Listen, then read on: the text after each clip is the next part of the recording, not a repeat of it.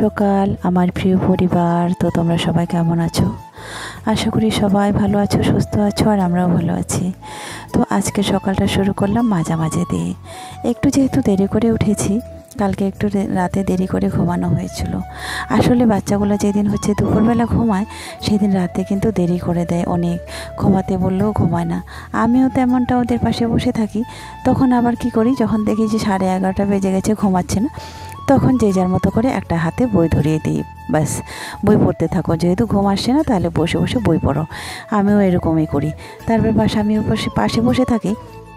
তারপরে হয় কি, ঘুমাতে ঘুমাতে যখন 2টা-2:30 বেজে যায়, তখন সকালে আবার উঠতে একটু দেরি করে দেয়।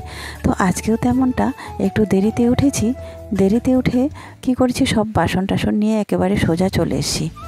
আর কালকে দুপুরে একটু ছোলা ভিজিয়ে দিয়েছিলাম, ভাবছিলাম সকালে মুড়ি দিয়ে খাবো, সেদ্ধ করব। অনেক দিন খাওয়া হয়নি, বেশ কিছুদিন আগেই আনা ছিল।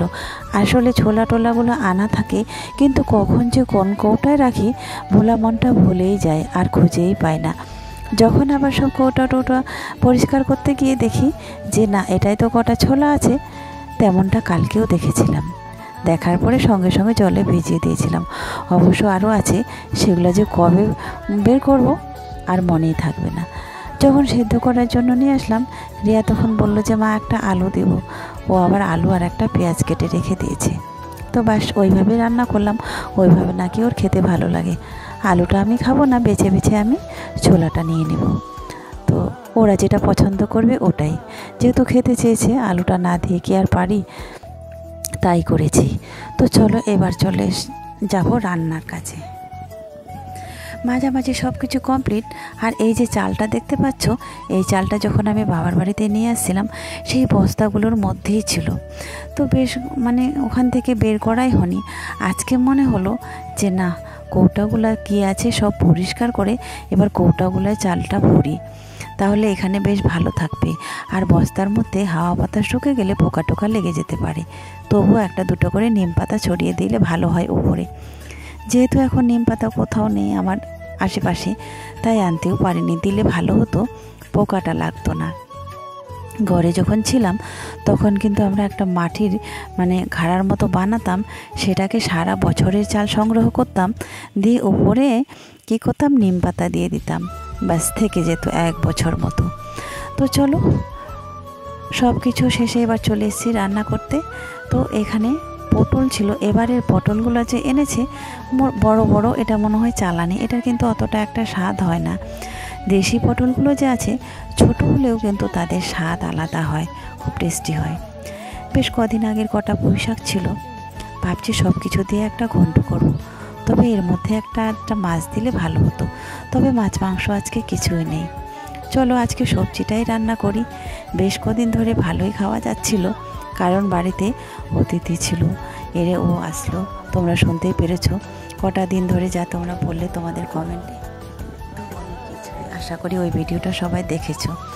তো যাই হোক, বাড়িতে কেউ এলে তবে ভালো মন্দ খাওয়া যায়, আর না হলে কিন্তু নাই। কেউ যদি বাইরে থেকে আসে তাহলে মনে হয় যে এটা করি ওটা করি, ওদের জন্য আমাদেরও খাওয়া হয়ে যায়।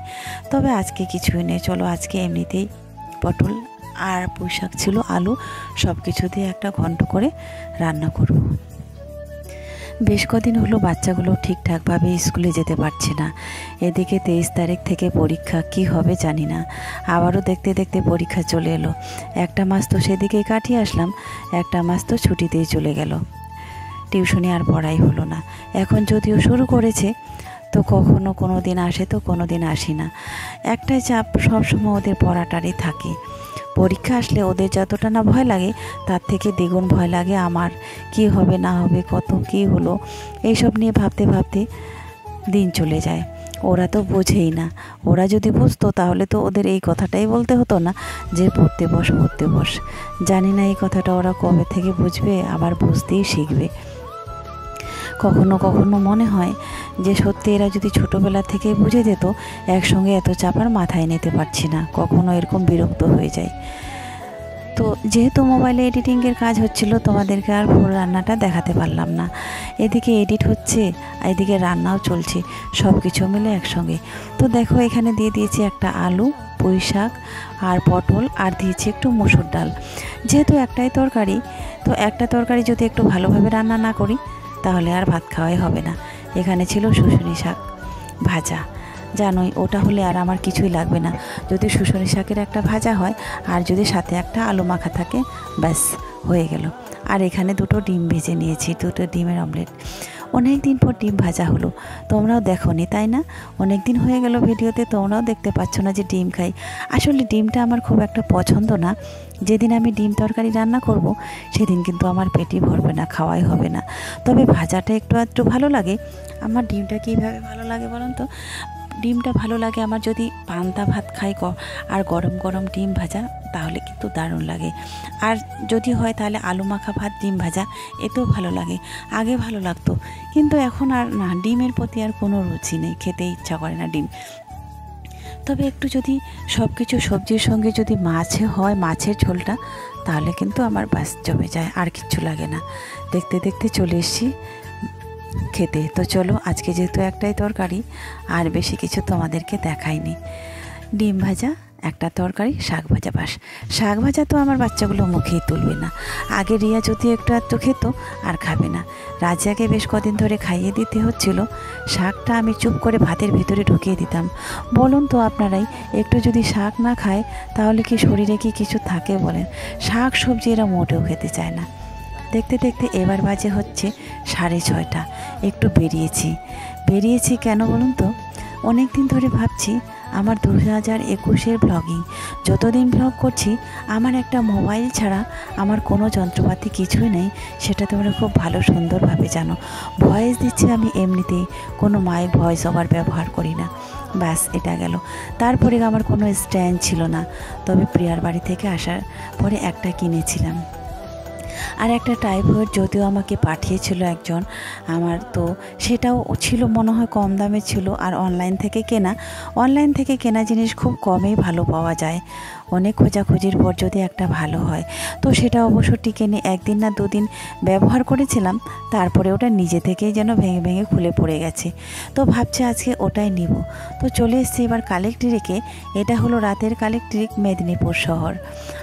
তো চলো, আমাকে যেতে হবে ওই পারে আছে দোকানটা, তো ওই পারে নিতে হবে যেহেতু।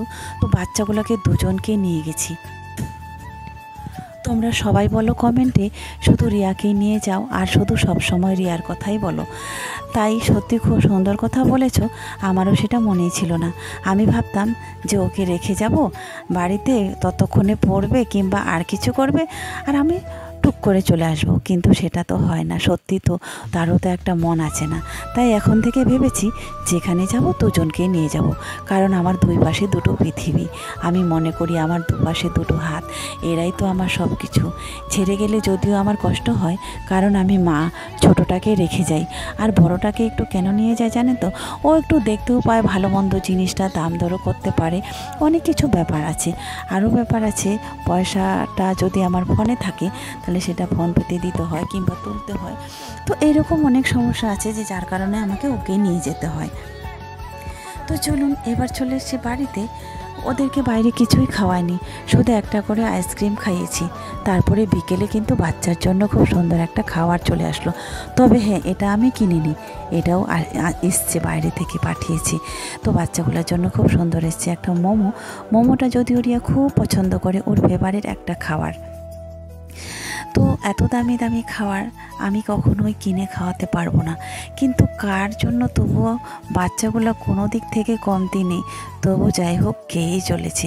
কথাই বলে না, যার কেউ নাই তার উপরওয়ালা আছে। হ্যাঁ, এটাই আমি বিশ্বাস করি যে উপরওয়ালা আছে, তোমার ন্যায় বিচার একদিন সে নিশ্চিত করবেই। আজ হয়তো আমার পাশে কেউ নাই, একা হাতে মানুষ করছি, আজ হয়তো একটু বাচ্চাগুলো কষ্ট করছে, তবে আমার দীর্ঘ বিশ্বাস এই কষ্ট আমার বাচ্চাগুলোর কোনো দিন থাকবে না। হয়তো আমার থাকতে পারে, কিন্তু বাচ্চাগুলোর কি সারা জীবন থাকবে? কখনোই মনে হয় আমার থাকবে না। সারা জীবন ওরা এভাবে কষ্ট করবে? আমার মনে হচ্ছে না। আমার দীর্ঘ বিশ্বাস আমি কষ্ট করলেও ওদের একটু হয়তো পরিবর্তন হবে, এটাই নিয়তি, তাই না? চলুন, এবার রাতের খাবার। রাতের যা ভাত ছিল সব এটাই। দিনের বেলা এখন কিছু রান্না করিনি, দুপুরের ভাতটাই। রিয়ার সব কিছু ও শিখে নিয়েছে। ওকে এখন খাইয়ে দিতে হয়। রিয়া যদিও এখন খাওয়াটা ছেড়েছে, নিজের হাতে খায়। এখন কিন্তু শুরু করেছে আবার ও। আজকে বলে মা আমার হাত কেটে গেছে, কালকে বলে আমার আঙুল ব্যথা, সেদিন বলে আমি খাবো না, এটা করব না। 1 সপ্তাহ হয়ে গেল, রোজ এখন ওকে খাইয়ে দিতে হয়। দুপুরবেলা রেগে ওকে খাইয়ে দিইনি, কিন্তু জানেন তো না খেয়েই শুয়ে গেছে।